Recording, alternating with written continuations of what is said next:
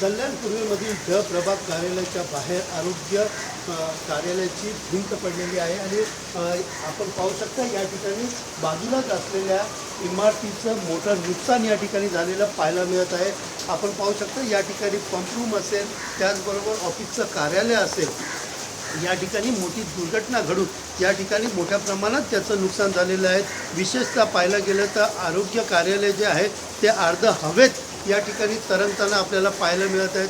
एकंदरीत पाहायला गेलं तर ही भिंत जी आहे ती धोकादायक आहे आणि या ठिकाणी आरोग्य कार्यालय बांधू नये अशी वारंवार तक्रार जी आहे आणि वारंवार सूचना ज्या आहेत ते आजूबाजूचे नागरिक जे आहेत ते महानगरपालिकेला देत होते. मात्र तरी देखील या ठिकाणी मनमर्जीप्रमाणे पालिकेने ही भिंत उभारली होती आणि काल रात्री अचानक 3 वाजेच्या सुमारास ही भिंत कोसळली आहे.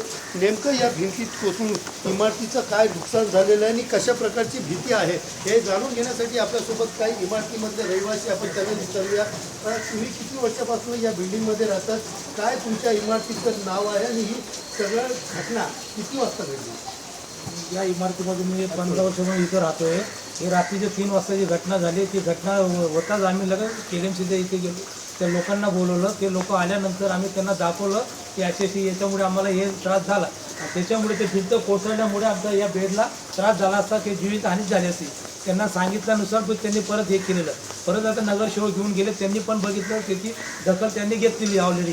ती दखल त्यांनी घेतली की आम्ही करतो. अजूनपर्यंत ते लोक आले नाही की आम्ही येणार म्हणून. ते लोक अजूनपर्यंत लोक इथं पोहोचले नाही. काका, ज्या पद्धतीने ही भिंत बांधलेली त्यावेळेला तुमच्या इमारतीमधील काही लोकांनी पालिकेला सूचना पण दिलेली आणि हे महानगरपालिकेचं मुख्य कार्यालय आहे आणि याच ठिकाणी अशा प्रकारचं बांधकाम करणं तुम्हाला काय वाटतं? हे पूर्णपणे अयोग्य आहे.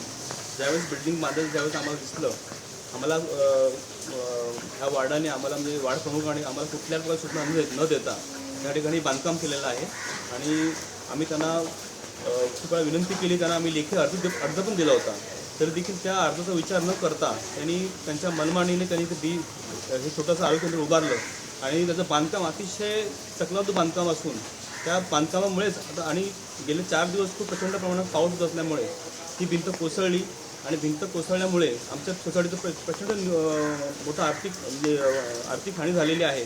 पण हेच जर का बांधकाम आमच्या जोरामध्ये समजा आमची जी बाजूची बिल्डिंग आमची भिंत आहे त्यावरती कोसळलं असतं तर ती बेडरूमची भिंत असून त्या ठिकाणी शुभम जगताप नावाचे आमचे सदस्य त्या ठिकाणी झोपले होते. ते त्यांचं दैव बलवत्तर म्हणून कुठल्याही प्रकारची जीवितहानी झाली नाही आहे. तर या सर्व प्रकाराला KDMची डी वार्ड किंवा जे KDMचे जे हे खातं आहे हे पूर्णपणे जबाबदारीने त्यांच्यावर कारवाई झाली पाहिजे. तू तळमजल्यानं राहतो, अचानक तुला भूतेतनं कसा उठला तरी तुला कसं कळालं की हे असायला पडलं आणि काय भीती नेमकी वाटली? ॲक्च्युली 3 वाजता एवढ्या जोरात आवाज आला, मला काय कळालं नाही की एवढ्या जोरात आवाज हा कसला आहे. तर मी आणि आई ॲक्च्युली आधी तर खूप घाबरलो होतो आणि मग त्यामुळे मी हळूच बाहेर आलो हे बघायला की एक्झॅक्टली झालेलं काय. आणि जेव्हा बाहेर येऊन बघतो तर काय पूर्ण हे सगळं जो एरिया आहे, पोर्शन आहे KDMCचा, तो सगळं माझ्या बेडरूमच्या भिंतीवरती कोसळलेलं आहे. आणि नशीब माझं की मी ह्या साईडला नव्हतो आणि इथे मध्ये काहीतरी एक ऑब्जेक्ट आलेलं आहे त्यामुळे ते वाचलं, नाहीतर ही भिंत डायरेक्ट तोडून माझी बेडरूमच्या भिंतीच्या आतमध्ये आलं असतं आणि त्यामुळे मी वाचलो. पण हे खूप मोठा अपघात होता राहिला. हा रात्रीच्या वेळेस झाला म्हणून कोणाला जास्त काही जीवितहानी झाली नाही आहे. पण जर सकाळच्या वेळेस झाला असता तर नक्कीच कोणाला तरी काहीतरी जीवितहानी झाली असती. तर त्यामुळे मला आणि रात्री आम्ही जेव्हा त्यांच्याकडे कंप्लेंट करायला गेलो आणि मी त्यांना जेव्हा सांगितलं तर ते एकमेकावरती हा इश्यू ढकलत होते की नाही फायर ब्रिगेडवाल्यांचा नाही, हा डिझास्टर मॅनेजमेंटचा आहे.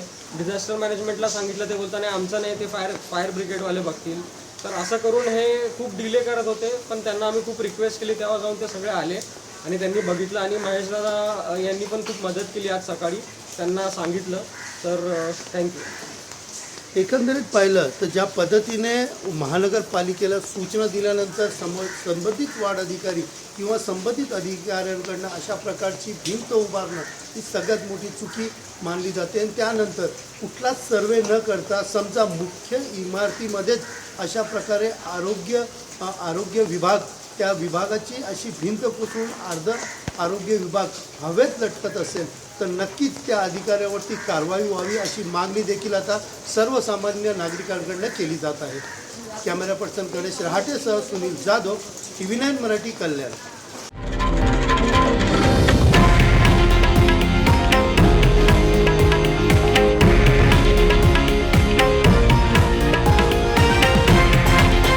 हे आहे देशातील नंबर 1 न्यूज नेटवर्क आणि आपण पाहत आहात TV9 मराठी, एकमेव.